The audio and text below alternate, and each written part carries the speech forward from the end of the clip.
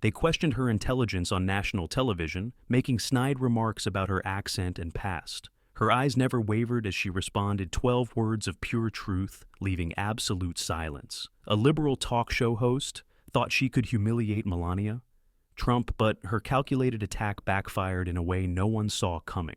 The Manhattan studio buzzed with anticipation that spring evening as the audience filed into their seats, smartphones ready, social media primed for the takedown they'd all come to witness.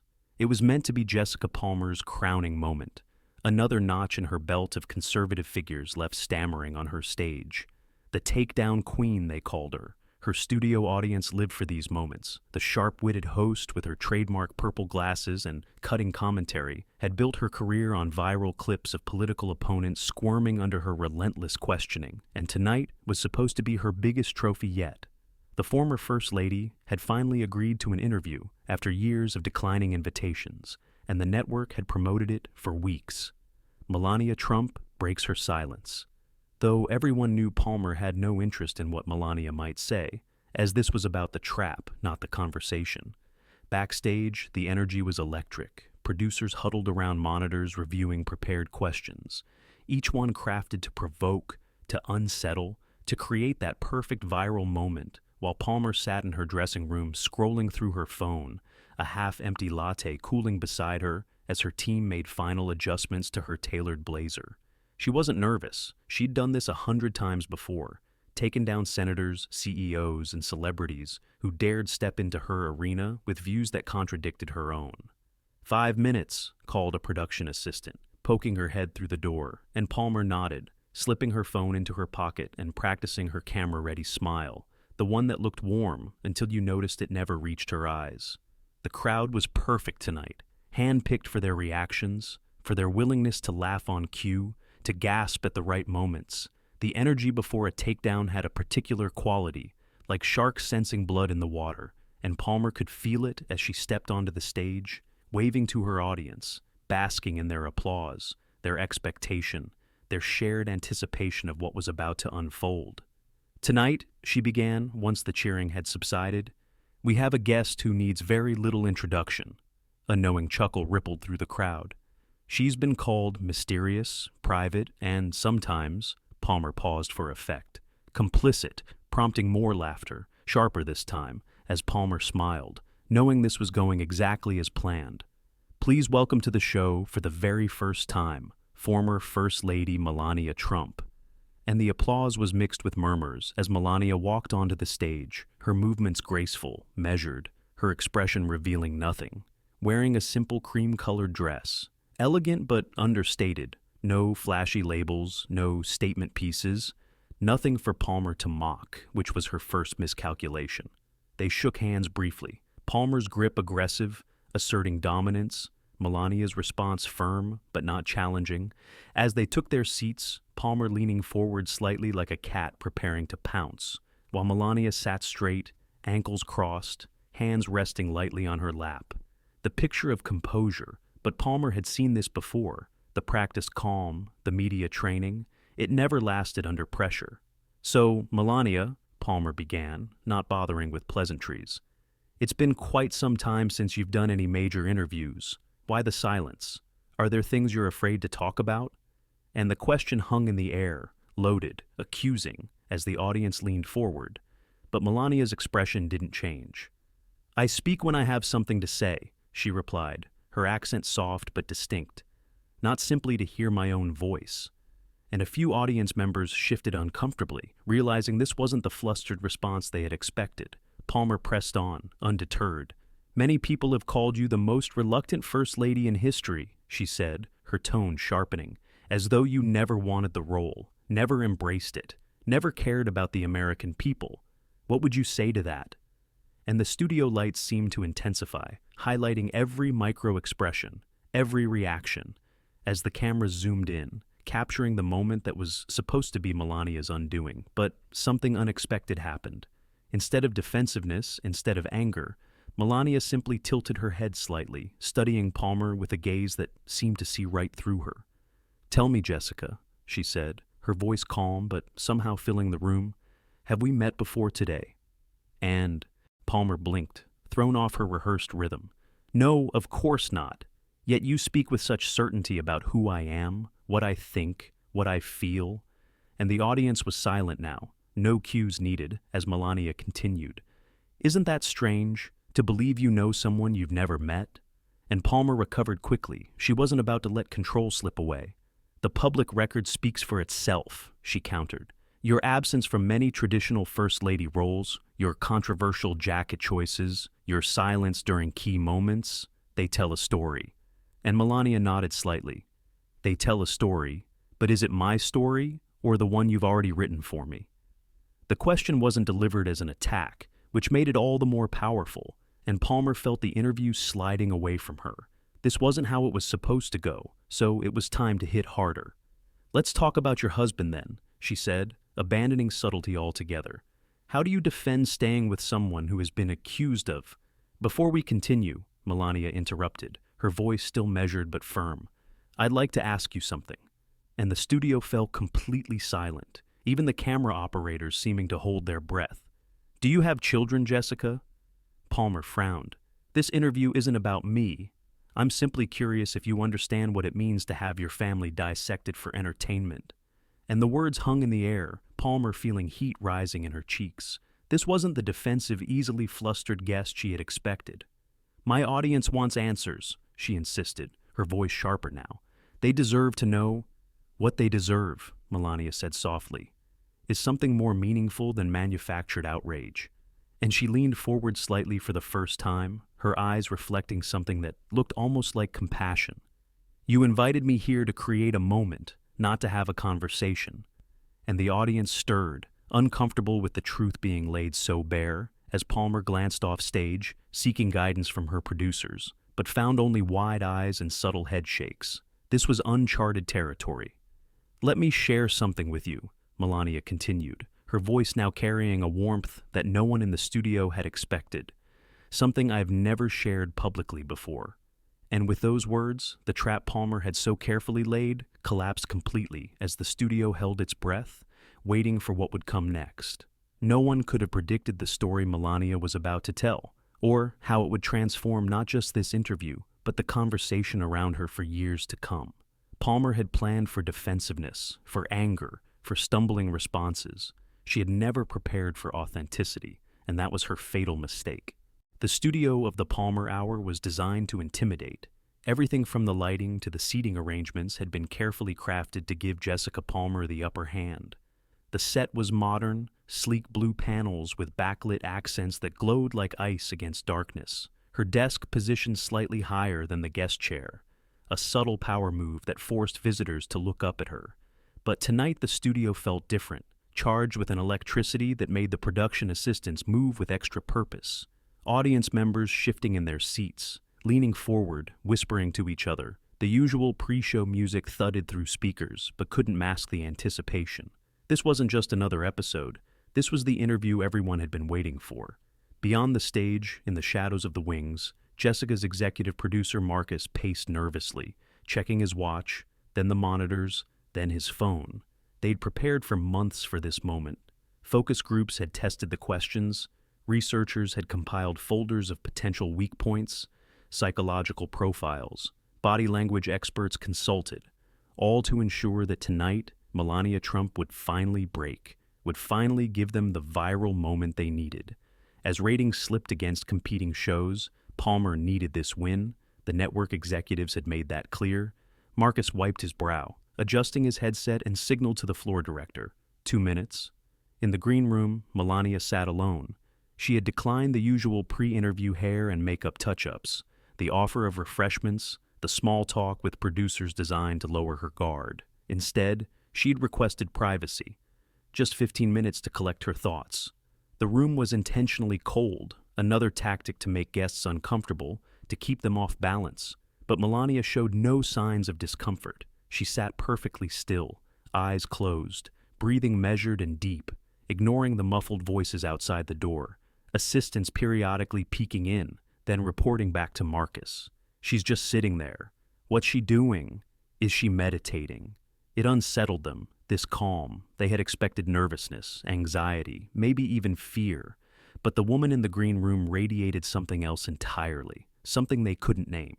Through the small television monitor mounted in the corner, she could hear the audience settling into their seats, could see Palmer at her desk, reviewing note cards, laughing with a production assistant, putting on the persona she wore like armor. Melania opened her eyes, glanced at the screen, then away. She had seen enough. She understood exactly what she was walking into. A young woman with a clipboard knocked softly, then entered Mrs. Trump, her voice betraying her nervousness. "We're ready for you."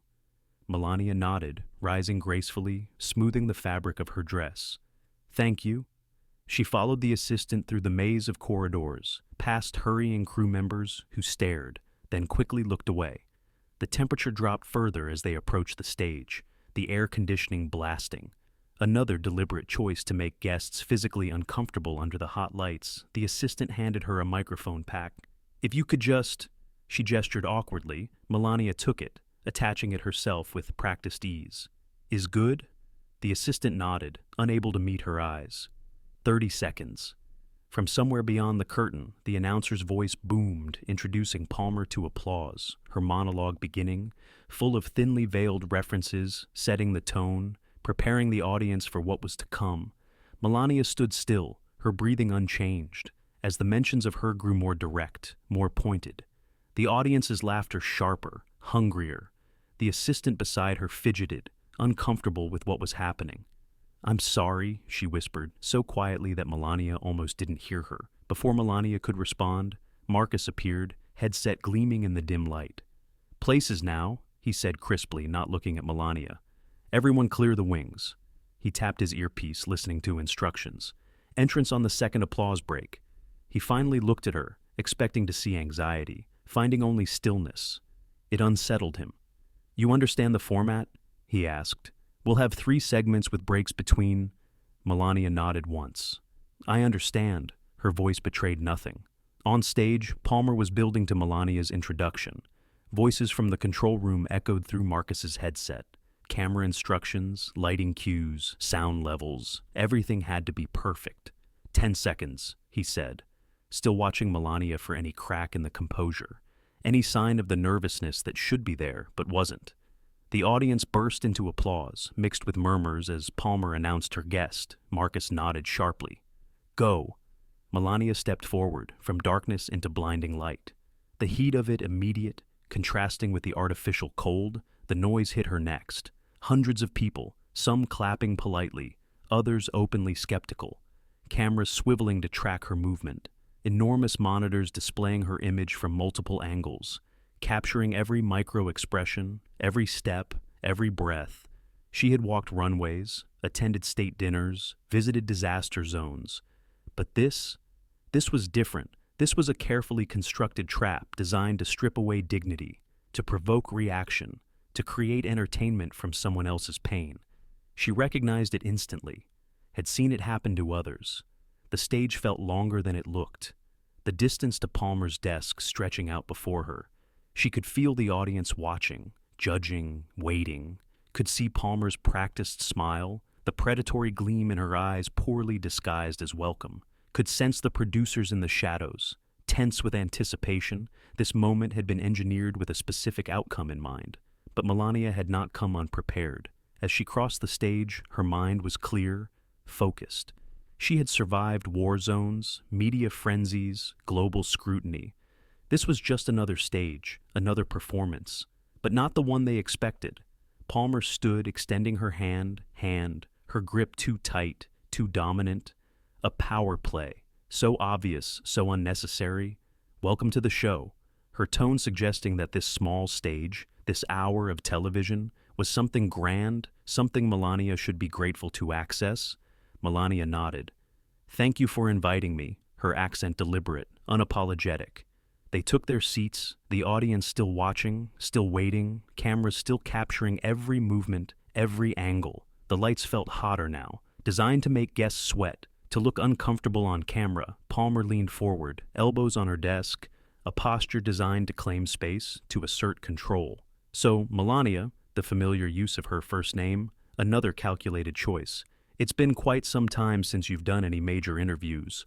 And so it began. the first thrust in what Palmer clearly expected to be a one-sided battle. But what she didn't know, what none of them knew, was that Melania had not come to fight. She had come with something else entirely, something that would catch them completely off guard. As the first question hung in the air, Melania took a single breath. The studio absolutely silent now. The trap was set, the stage was prepared, but the performance was about to veer wildly from the script they had written, in ways no one could anticipate. What happened next would leave Jessica Palmer rethinking everything. Jessica Palmer leaned forward, her posture like a prosecutor about to deliver her opening argument. Let's start with something simple, though nothing about her tone suggested simplicity. You've been called the most mysterious First Lady in modern American history. Was that intentional, or were you just uncomfortable in the role? The question loaded with assumption, trapped between two unflattering options, a classic Palmer technique. The audience stirred, eager for the first sign of discomfort. Melania maintained her composure. I've always valued privacy, her accent wrapping around each word. Even before my husband entered politics, this is not mysterious. This is simply who I am. Palmer's smile tightened, not the defensive response she'd hoped for. She glanced at her notes, moving quickly to the next attack. Your best campaign focused on children's well-being, particularly online bullying. Her tone sharpened. Many found that ironic given your husband's behavior on social media. Was it difficult championing kindness by day while sleeping next to its opposite by night? A few gasps from the audience followed by nervous laughter. The question was brutal, even by Palmer's standards. A female panelist seated to Palmer's right leaned forward eagerly. And let's be honest, the campaign never really accomplished anything tangible, did it? Melania turned her gaze to the panelist, her expression unchanged. What do you consider tangible when it comes to children's well-being? The panelist blinked, thrown by the counter-question. Well, I mean, measurable outcomes, policy changes, the usual metrics. Melania nodded. In a world obsessed with metrics, we sometimes forget that kindness isn't easily measured. The children I visited, the families I spoke with, might disagree with your assessment. Her voice remained steady, without edge or defensiveness. The panelist opened her mouth, then closed it again. Palmer jumped back in, refusing to lose momentum. Speaking of children, your son was quite young when your husband took office. Many criticized your decision to remain in New York, putting your son's needs above your duties as First Lady. Do you regret that choice? Her tone suggested the correct answer was obviously yes. A male panelist chimed in, especially given the cost to taxpayers for your security detail. Melania tilted her head slightly. As a mother, my first responsibility will always be to my child, she said simply. I would make the same choice again. Palmer pushed harder. But as First Lady, don't you think your first responsibility should have been to the American people? The trap fully laid now. Motherhood versus duty, a no-win scenario. The audience waited, tension building. Melania looked directly at Palmer. Tell me, Jessica, have you ever had to choose between your child's well-being and public opinion? Palmer stiffened. Again, we're not here to talk about me. Then perhaps we should be careful judging choices we've never had to make.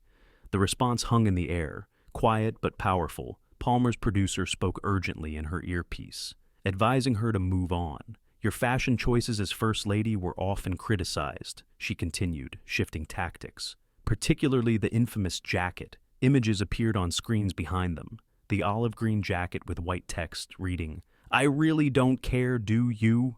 The audience murmured. Palmer's smile returned. This was safer ground. What exactly were you thinking? Visiting detained immigrant children while wearing that message? Many called it cruel, tone-deaf, even heartless. The third panelist, a fashion journalist with sharp eyes, jumped in. It seemed deliberately provocative, like you were trolling the public, or was it just poor judgment? Melania glanced at the image, then back at Palmer. The jacket was directed at the media, not the children, not the public, Palmer scoffed. That explanation came after the backlash. It felt like damage control. She leaned forward, elbows on her desk. But let's move on to something more current. Her tone shifted, becoming deceptively casual. Your husband is again running for president, yet we've seen very little of you on the campaign trail. Are you not supportive of his candidacy, or is there trouble in paradise? The question hung in the air, loaded with insinuation. A female panelist smiled thinly. Or perhaps she's just tired of cleaning up his messes. Audience laughter, encouraged by the producers. Signal lights flashing, Palmer pressed on, seeing what she thought was vulnerability. Your silence during key moments has been interpreted as disapproval, or are you just waiting for a better prenup deal? More laughter, sharper now, crueler. Palmer was building momentum, feeling in control. Your marriage has been scrutinized more than most. The body language experts, the hand-swatting incidents, the separate bedrooms rumors, the alleged affairs. She paused for effect. At what point do you just walk away? The audience fell silent. Even they recognized this had crossed a line. Melania's expression remained unchanged, her hand still resting in her lap. This level of attack was exactly what she had expected. Palmer mistook the silence for weakness, for a breaking point. You've built a brand on elegance, on class, but at some point, doesn't staying become complicity? She delivered the question like a prosecutor's final argument, certain of conviction, the studio absolutely silent now. All eyes on Melania, waiting for tears, for anger, for something they could clip and share and mock. Melania looked at Palmer, held her gaze for a long moment, then did something unexpected. She smiled, not a defensive smile, not a tight-lipped expression of restraint, but something genuine, almost compassionate. You've asked me about 17 questions in the span of 5 minutes, her voice soft but clear. Each one designed not to understand but to provoke. Have you considered that this approach might be why people don't open up to you? Palmer blinked, thrown by the calm observation. I'm simply asking the questions my audience wants answered. Melania nodded slightly. Are you sure it's the audience that wants these answers, or is it you, Jessica?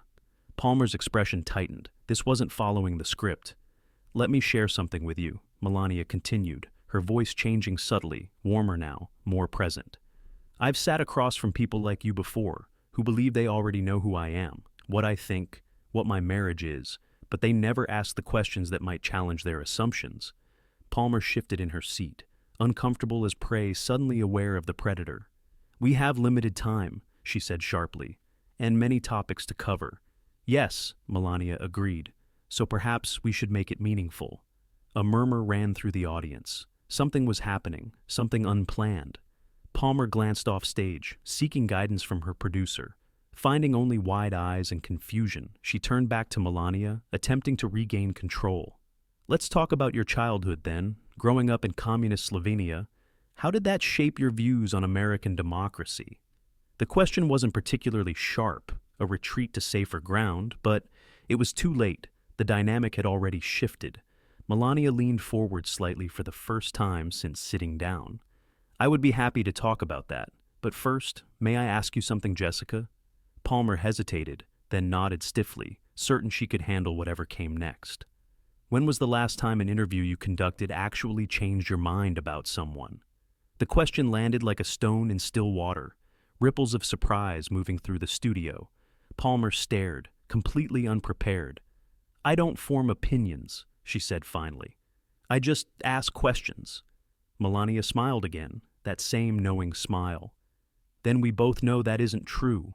The words weren't delivered as an attack, which somehow made them more powerful. One of the panelists coughed nervously.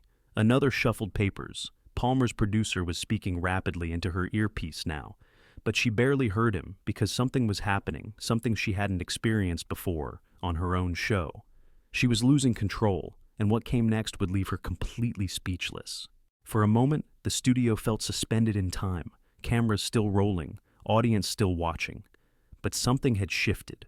Melania's gaze drifted slightly as if seeing beyond the bright lights, beyond the hostile questions, her mind traveling back to a place few in this room could possibly understand. When I was a little girl in Slovenia, she began, her voice soft but clear, my mother would tell me something that I never forgot. Palmer shifted uncomfortably. This wasn't part of her plan, but interrupting now would only make her look worse. She said that dignity cannot be taken, only surrendered. Melania's accent seemed more pronounced now, not from nervousness, but from connection to memory. This was during communist times, when saying the wrong thing could have real consequences, not just angry tweets.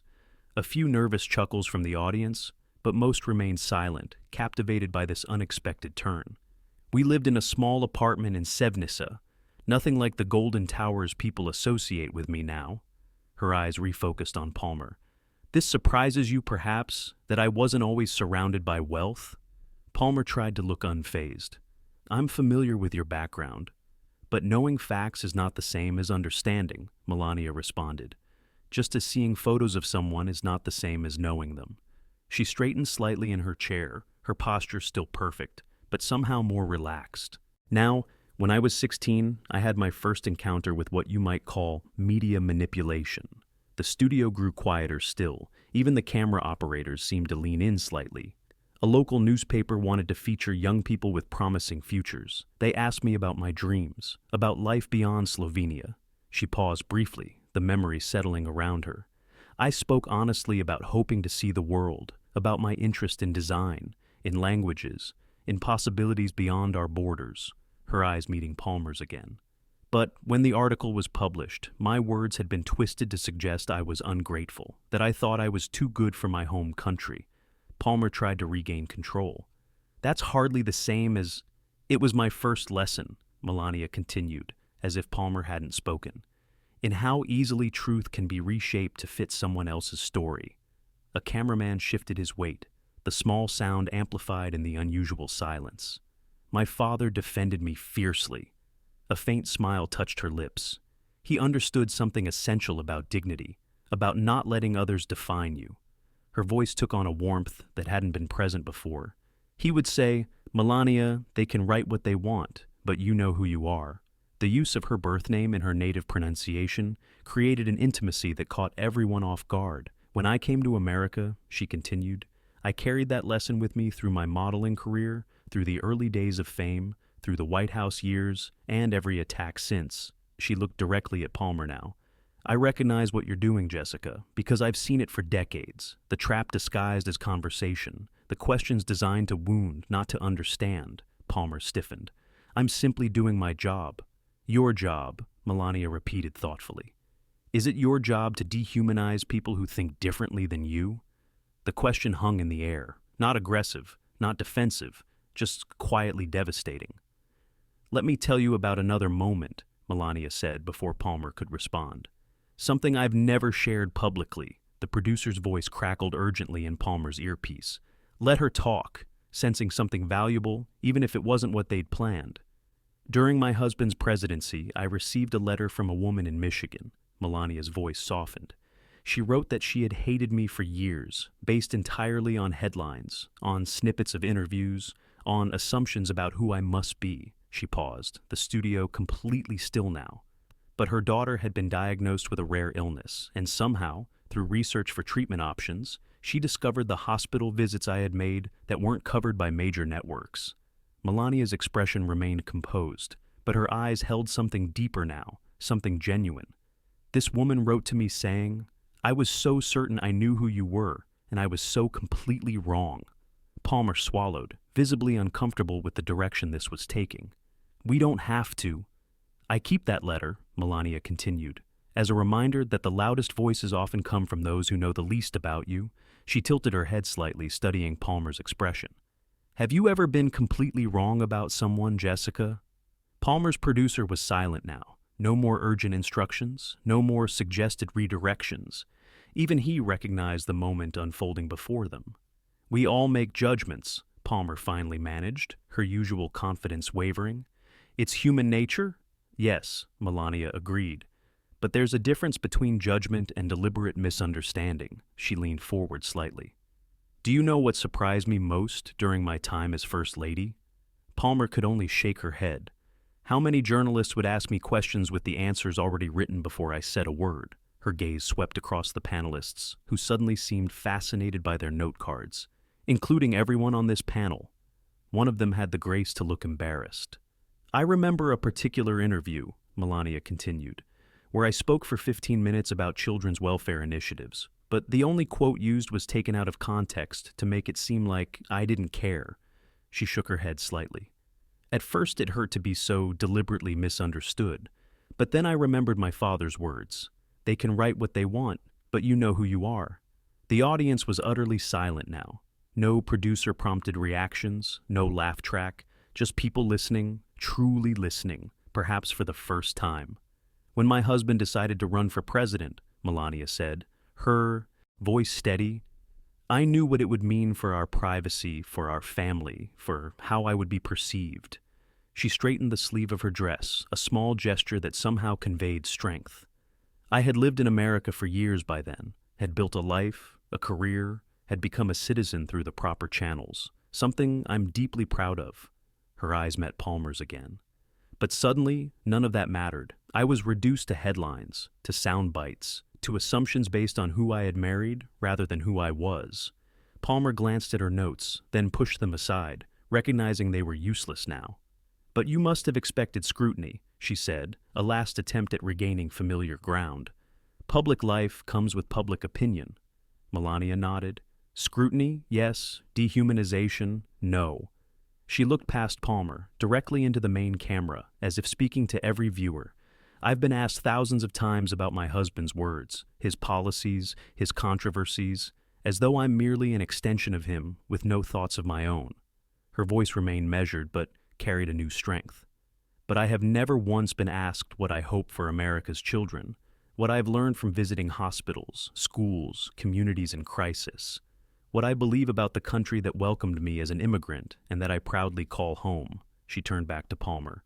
Until that changes, until you're interested in understanding rather than attacking, these conversations will always be exactly what you've made them.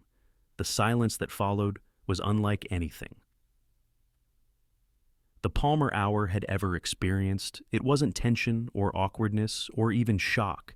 It was recognition of a truth too powerful to deny. Palmer's producer spoke again in her earpiece, his voice subdued. Go to commercial.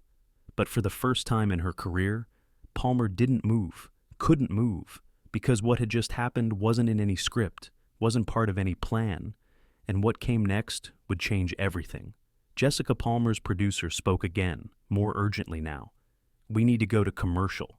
But Palmer remained frozen, her usual quick retorts abandoned, the control room chaotic, directors frantically signaling, Palmer's earpiece buzzing with instructions. Yet the host seemed incapable of following simple commands. The audience sat perfectly still, as if movement might break the spell over the studio. Melania waited, her posture unchanged, her expression calm. The silence stretched, uncomfortable for everyone but her. Finally, Palmer found her voice, though it lacked its usual edge. You mentioned never being asked what you hope for America's children, she swallowed visibly. What do you hope for them? The simplicity of the question, its genuine curiosity, marked the first honest moment in the entire interview. The studio held its breath.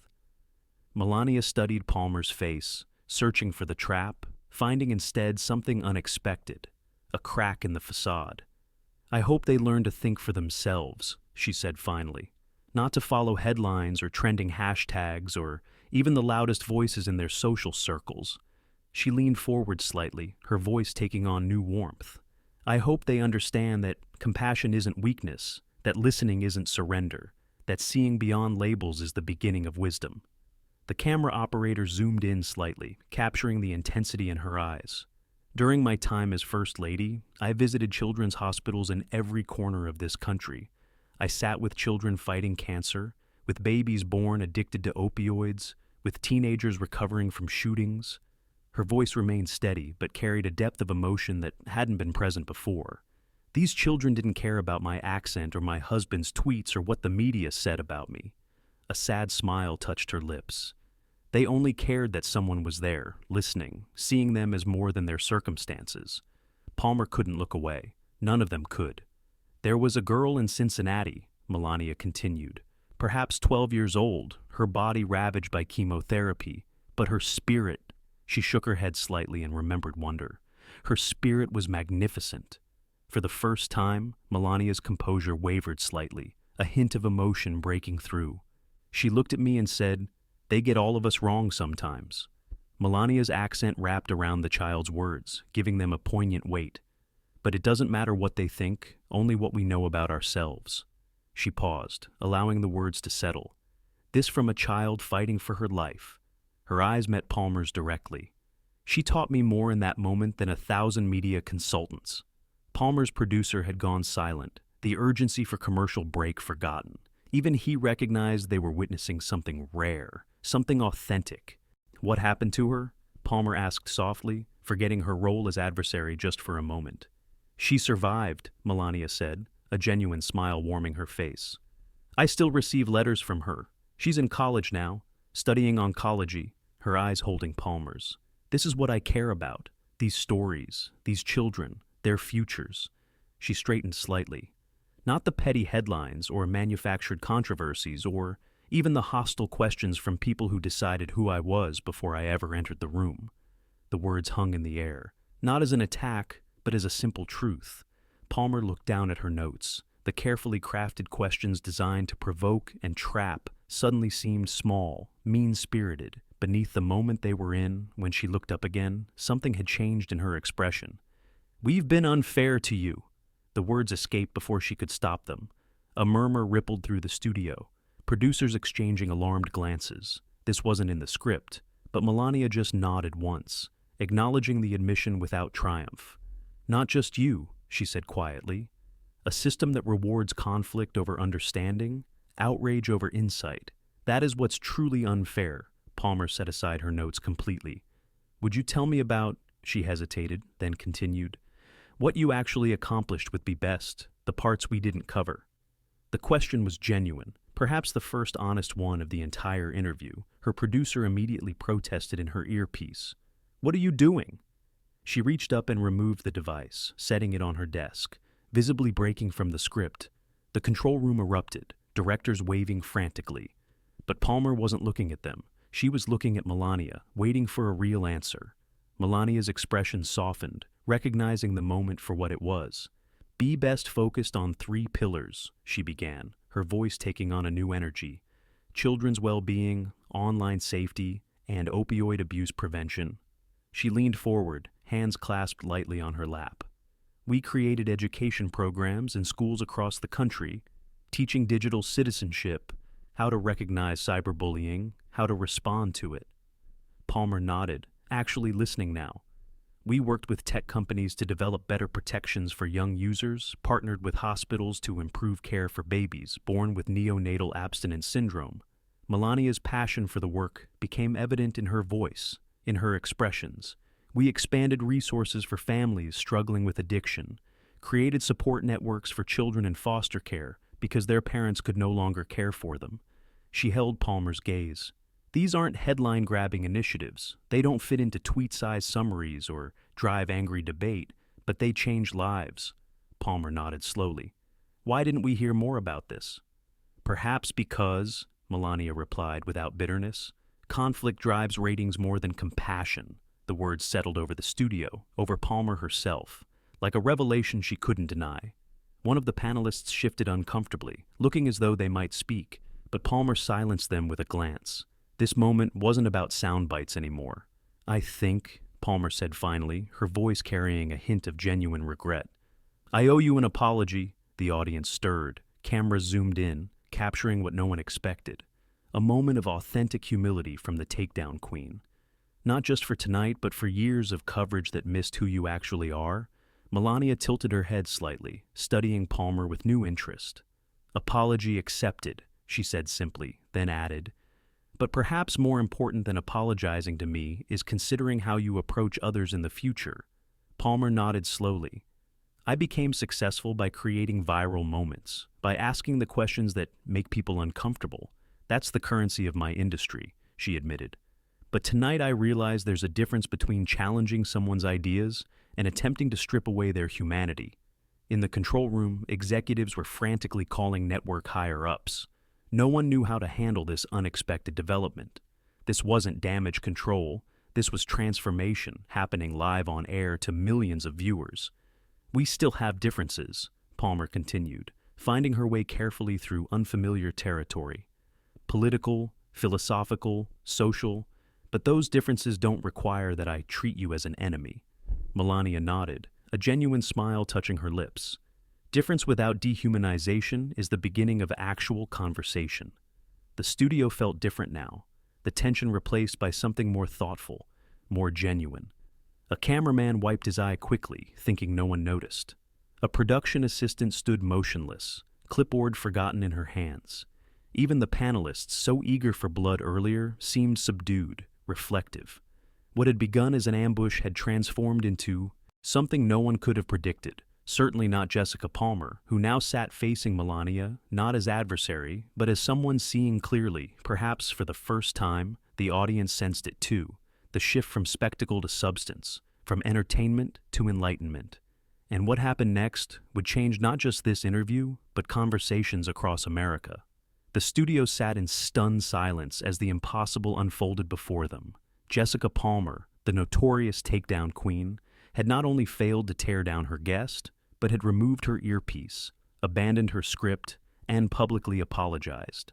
The control room was chaos, producers frantically signaling, directors shouting into headsets, network executives demanding they cut to commercial, but no one on stage was looking their way.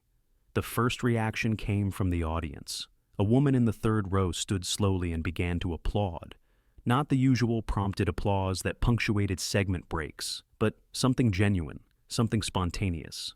Others joined her, one by one, then in waves until the entire studio filled with the sound. Palmer glanced around, confusion written across her face. This wasn't for her. It was for Melania, for the dignity, the authenticity, the unexpected humanity that had transformed the night. Melania nodded once, acknowledging the response without pride or triumph, just quiet acceptance. Palmer's producer had abandoned his headset, standing slack-jawed at the edge of the stage, his carefully planned ambush in spectacular ruins. One of the panelists, the fashion journalist, leaned forward. "I'd like to apologize as well," her voice barely audible over the applause. "I came prepared to criticize, not to listen." She looked down at her notes, then pushed them away. "I've written so many pieces about your fashion choices, your public appearances, always through a political lens, never considering the person behind them." The audience quieted, sensing another shift. "This isn't how these shows are supposed to work," the male panelist murmured, half to himself. "We're supposed to create tension, controversy, clips that go viral, not—" He gestured vaguely. "Whatever this is." Palmer found her voice again. "Maybe that's the problem," she said softly, then more firmly. "Maybe that's been the problem all along." The camera zoomed in, capturing a moment of realization that felt almost too intimate for broadcast. "We've built an entire media ecosystem around tearing each other apart," she continued, looking not at Melania now, but at the audience, at the viewers beyond. "We justify it as accountability, as speaking truth to power, but tonight I'm wondering if what we're actually doing is destroying our ability to see each other as human." A producer was frantically writing on a whiteboard off stage, "Commercial break now." But Palmer wasn't looking. "Mrs. Trump," she said, deliberately using the formal address she had avoided earlier, "would you be willing to stay for an extended segment? No gotcha questions, no planned attacks, just a real conversation about your experiences, your perspectives." Even as the words left her mouth, Palmer seemed surprised by them. Melania studied her face, looking for signs of insincerity, finding none. "I would be happy to," she said simply. The audience applauded again as Palmer turned to face the main camera. "We'll be right back with an extended conversation with former First Lady Melania Trump," she announced, her voice carrying a new authenticity that even regular viewers had never heard before. "And I promise you, it won't be what you expected." Finally, mercifully, they cut to commercial, the red lights on the cameras dimming, but the studio remained charged with something electric, something real. Backstage was pandemonium, the executive producer Marcus pacing frantically, phone pressed to his ear. "I understand, sir. Yes, sir. But she took out her earpiece. We couldn't—" He winced, pulling the phone away slightly as the voice on the other end grew louder.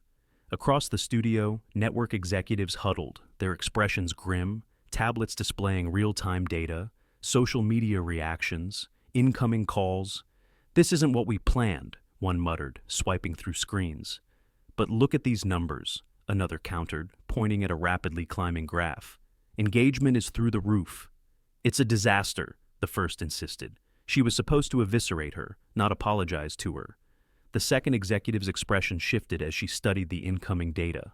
"I'm not so sure this is a disaster," she said slowly.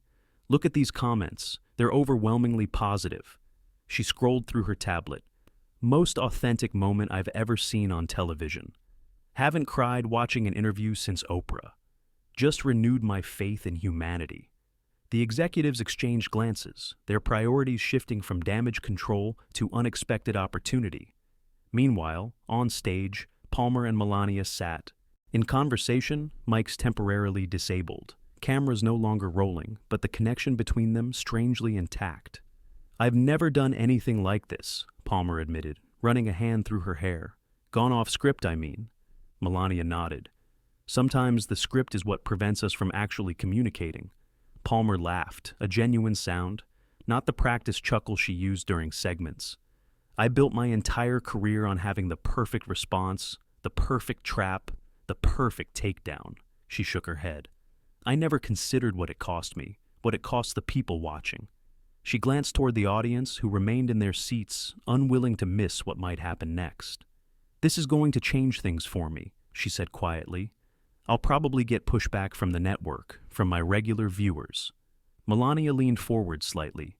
"Change is rarely comfortable," she said, "but sometimes necessary." In the front row, a young woman was furiously typing on her phone, posting to social media, "OMG, you guys, something incredible is happening on the Palmer Hour, like literally historic." Her post spread instantly. People who had changed channels flipping back, streaming services crashing as viewers rushed to witness whatever was happening in the studio. The panel members whispered among themselves, their carefully prepared attack suddenly irrelevant. "Should we even come back for the next segment?" one asked. "I think we just get in the way," another responded. The floor director approached, clipboard in hand. 2 minutes until we're back," he announced, looking as confused as everyone else. "Are we keeping the same format, or—" Palmer looked to Melania, then back at the director. "Just the two of us, no panel, no prepared questions." The director nodded, somehow not surprised. "I'll let the camera operators know." As he walked away, Melania studied Palmer's face. "Are you sure about this?" she asked quietly. "This is your show after all." Palmer smiled, a genuine expression that transformed her face. "I think tonight it became something else entirely," she admitted. "And honestly, I'm curious where it might lead." The makeup team rushed forward for touch-ups before the cameras returned. Palmer waved them away. "Let's just be real people having a real conversation," she said. "No more performance." The words carried beyond the immediate moment, a declaration of intent that surprised even her. The floor director counted down. 60 seconds until air. Across America, viewers waited, social media paused, conversations halted, as millions prepared to witness whatever came next. In the green room, guests scheduled for upcoming shows watched the monitors in disbelief. "Is this for real?" one asked, "or some kind of elaborate stunt?" No one answered because no one knew, but the expressions on Palmer's face, on Melania's face, didn't look like any performance they had ever seen before. 30 seconds, called the floor director. Palmer took a deep breath. Melania smoothed her dress, an unexpectedly human gesture. "Thank you," Palmer said quietly, just between the two of them, "for not being who I expected." Melania's expression softened. Perhaps that is the beginning of all understanding. The cameras prepared to roll, the audience leaned forward. Something historic was happening. Not just a viral moment, not just a gotcha clip, but a fundamental shift in how we speak to one another, how we listen, how we see beyond our assumptions. And we're back in 3, 2, 1. The red lights blinked on, broadcasting to millions. What happened next would change more than ratings, more than careers. It would change how America understood conversation itself. As America watched the second half of the Palmer Hour, something shifted in living rooms, college dorms, bars, and restaurants, wherever screens glowed with the unexpected sight of Jessica Palmer and Melania Trump engaged in actual conversation.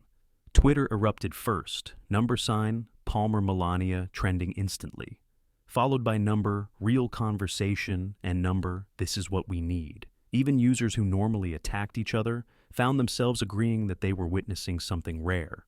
A conservative commentator tweeted, "Never thought I'd say this, but Palmer just showed what journalism could actually be," while a progressive activist responded, "First time I've seen Melania as a person, not just a political symbol. Palmer deserves credit for this turn."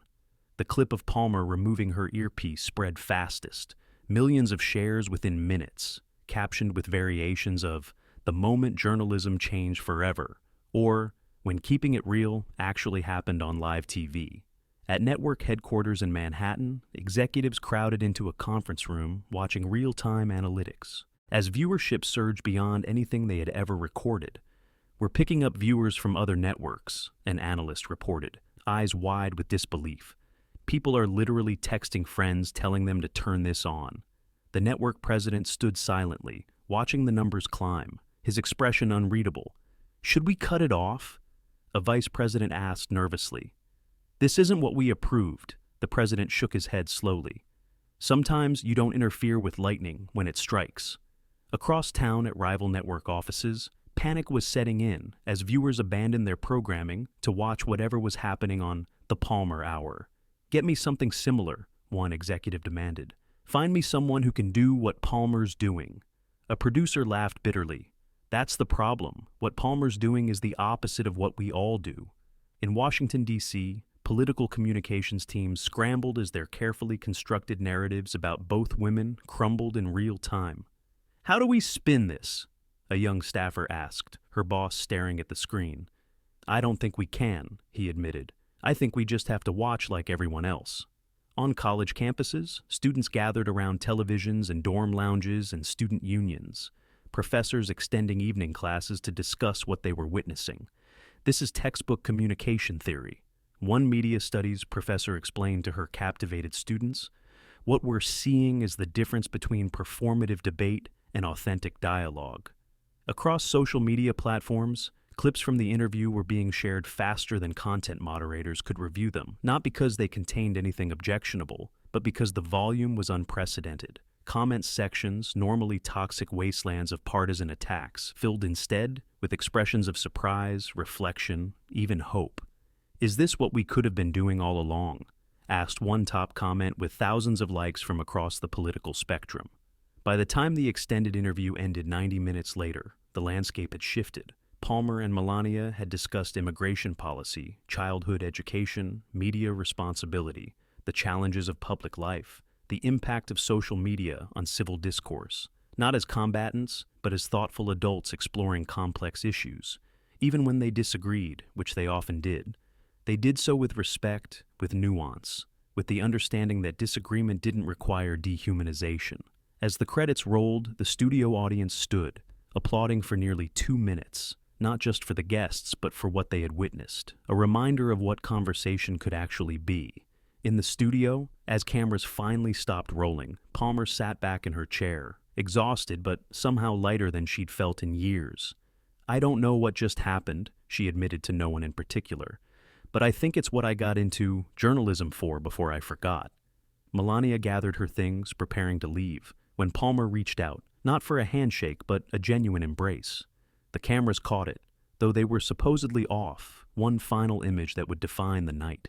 In the control room, Marcus, the executive producer, sat slumped in his chair, his phone buzzing constantly with messages from network executives who had pivoted from outrage to ecstatic congratulations, as if the outcome had been their idea all along. "We've received calls," he told Palmer afterward, his voice hollow with disbelief, "from 3 major publications wanting to do profiles on the new Jessica Palmer." Palmer laughed, the sound genuine.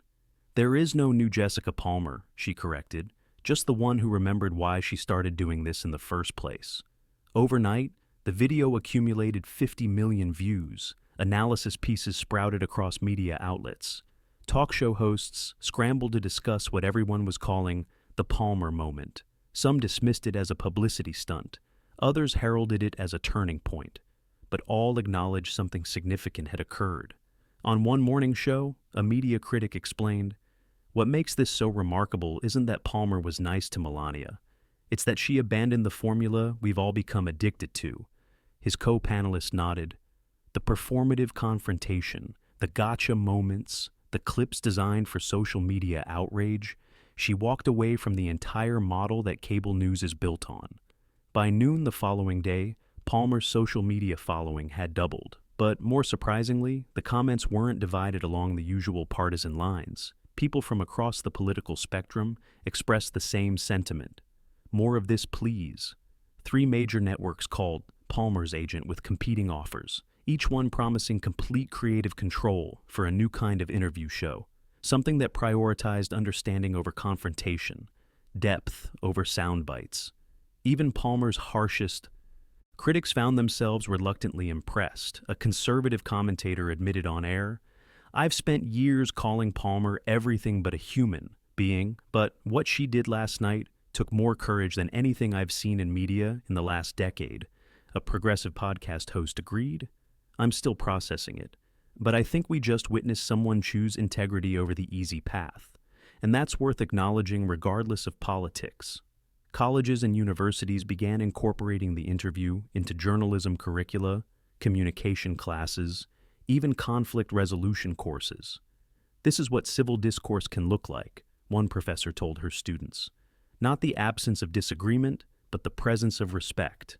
At her hotel the next morning, Melania received the news coverage with characteristic calm. She hadn't done the interview for headlines or to change public perception, but perhaps that had happened anyway. Her phone rang continuously with calls from people who had never shown interest in her perspective before, now suddenly eager to hear more. "Will you do more interviews?" her assistant asked, sorting through the requests. Melania considered the question. "Yes," she said finally, "but only where there is interest in conversation, not confrontation." The distinction was clear to her now, clearer than ever before, and somehow, improbably, it seemed clearer to others too. Back at the network, Jessica Palmer sat in her office, staring at the wall of framed magazine covers that documented her rise to fame, each one celebrating her takedowns, her brutal questioning, her refusal to let guests off the hook. They suddenly looked foreign to her, artifacts from a different career, a different person. She picked up her phone, scrolling through messages from colleagues, from friends, from strangers, all responding to "last night." "You've started something," one message read, "something important." She wasn't sure about that, wasn't sure about anything anymore, except that she couldn't go back to who she had been before that strange, unexpected moment when she'd removed her earpiece and decided to actually listen.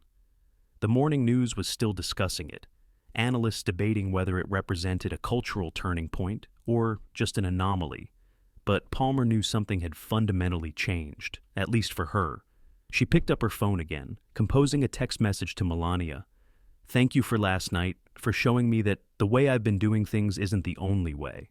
The response came quickly. "Thank you for being brave enough to change course mid-journey. Few have that courage." Palmer smiled, setting down her phone and turning to her computer.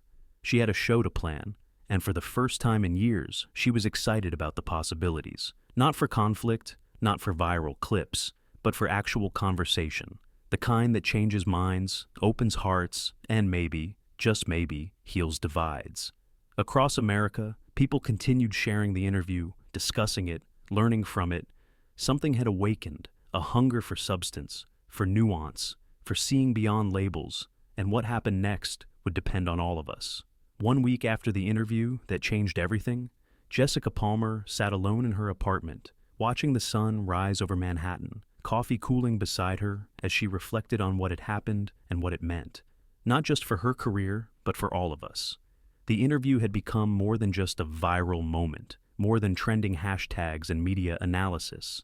It had become a cultural touchstone, a reference point for what could happen when we choose understanding over division, when we listen instead of attack, when we recognize the humanity in those we've been taught to oppose. Palmer had received thousands of messages from viewers across the political spectrum. People who had watched her show for years, to cheer on the takedowns now, thanking her for showing another way. "I watched your show to feel superior," one viewer admitted, "to see my political enemies squirm, but last night I realized how empty that made me feel." Another wrote, "My husband and I haven't spoken about politics in 3 years. After watching you and Melania, we had our first real conversation since the last election." These messages moved her more than the ratings, more than the accolades, more than the competing job offers that continued to flood her inbox. Across town, in a penthouse overlooking Central Park, Melania Trump reviewed headlines about the aftermath, her expression thoughtful but unsurprised. She had lived long enough to know that moments like these can shift perspectives. can open doors long closed, but real change requires more than one conversation, more than one viral video, more than one trending topic. Still, something had started, something worth nurturing. Her phone chimed with a message from Palmer. "Having our first planning meeting for the new format today? Thank you again for the inspiration," Melania smiled, typing a simple response. "Remember, listening is a practice, not a performance." She set down her phone, turning to look out the window at the city below, the same city that had adopted her decades ago when she arrived with dreams and determination, but no guarantee of success. America had given her much, perhaps now, in her own way. She was giving something back, something more valuable than policies or programs. The reminder that behind our labels, behind our political affiliations, behind our accents and appearances, we remain human, complex, flawed, and worthy of dignity. Meanwhile, in living rooms and classrooms, in offices and online forums, something was shifting, subtly but significantly. The Palmer-Trump interview had sparked conversations about how we communicate, about what we've lost in our rush to divide and conquer, about what might be possible if we approached each other differently.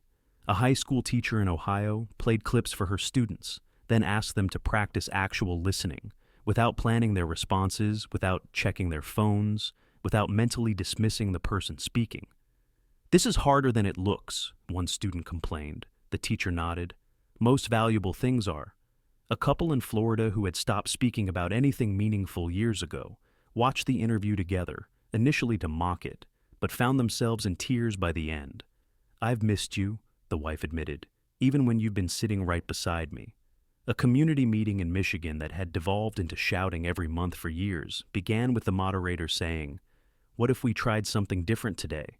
What if we actually listened to understand, not to respond?" The room fell silent. Then someone said, "Like that Palmer interview?" And heads nodded. Something had entered the culture, a possibility, a reminder, a challenge. Palmer understood this as she prepared for her new show, a format built around genuine conversation, deep listening, the exploration of ideas rather than the destruction of opponents. The network had been skeptical at first, worried about ratings, about maintaining the audience that had come for Bloodsport, not for understanding, but early numbers were promising. Viewers were staying, newcomers were arriving. Something was building, something unexpected. Meanwhile, media trainers across the country were fielding new requests, not for the usual coaching on how to avoid questions, how to stick to talking points, how to win exchanges, but for something different.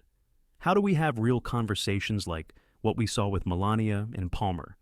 Executives wanted to know. It wasn't universal, of course. Many shows doubled down on conflict and confrontation. Some commentators dismissed the moment as performative, as calculated, as a cynical rebranding, but something had changed, a door had opened, a possibility had emerged, and people were walking through. Melania received invitations to speak at journalism schools, to participate in forums on civil discourse, to write about her experience. She accepted selectively, not seeking the spotlight, but recognizing the opportunity to encourage something valuable. "We don't need to agree," she told a group of students at Columbia Journalism School, "but we need to stop enjoying the destruction of those who think differently." The words resonated beyond the auditorium, beyond the moment, because they touched something essential, something we had forgotten in our rush to choose sides. Palmer, too, found herself in unfamiliar territory, speaking not about winning arguments, but about the courage required to change course, to admit when the path you've traveled no longer leads where you want to go. "I built a career on confrontation," she admitted in her first column for The Atlantic. "I became famous for making people squirm, for the gotcha moment, for the viral clip. But I had forgotten something essential, the purpose of conversation." Her words sparked debate, some calling her brave, others calling her a traitor to the cause of accountability. But the conversation itself was different now, more nuanced, more thoughtful, more willing to explore the gray areas between absolutes. What had begun as an ambush interview had become something more, a moment of reckoning for a culture that had forgotten how to see beyond its divisions. The true lesson wasn't about politics, wasn't about the specific issues discussed, wasn't even about the participants themselves. It was about the possibility that exists when we approach each other with genuine curiosity, when we listen to understand rather than to refute, when we recognize that disagreement doesn't require dehumanization. In living rooms across America, people watched the clips again and again, some trying to understand what had happened, others trying to learn from it, still others simply marveling at the rarity of authentic connection in a world of performance. The message was clear, and it transcended politics. It wasn't about who was right or who was wrong. It was about how we engage with those who see the world differently. It was about remembering that behind every label, every position, every talking point is a human being with experiences that shape them, with reasons for their beliefs, with complexity that defies our need to simplify. Perhaps that was the gift that Palmer and Melania unexpectedly gave us. Not answers, but a better way to seek them. Not agreement, but a more humane way to disagree. Not common ground, but the recognition that we share a common humanity regardless of our differences.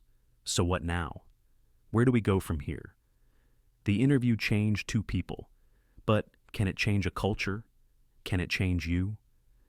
The next time you encounter someone with whom you deeply disagree, will you seek to understand or simply to defeat?